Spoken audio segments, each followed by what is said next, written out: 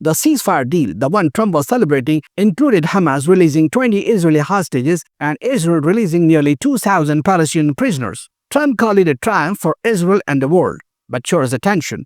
If one side calls it peace and the other side calls it survival, can it really be both? And that's what Odeh's protest symbolized, that this triumph came with unfinished business, recognition, justice, and the status of Palestine. Let's be clear, protests inside parliament are new. They happen all over the world, but this one was different because of where and when it happened.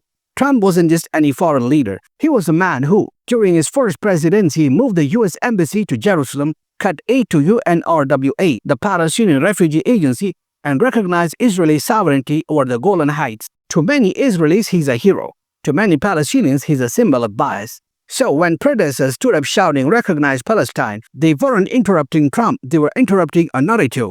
Because that's what politics is, a battle of narratives. And every time a ceasefire is called, every time a handshake is televised, there's always a question in the air. Who gets recognized and who gets erased?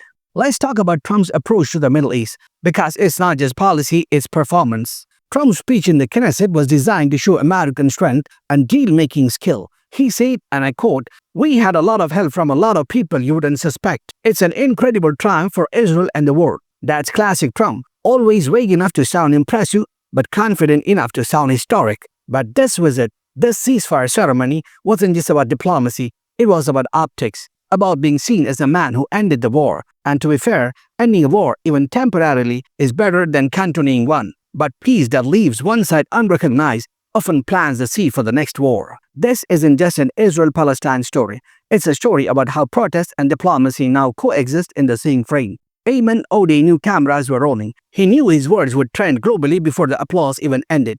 Because in 2025, politics doesn't just happen in chambers, it happens online instantly.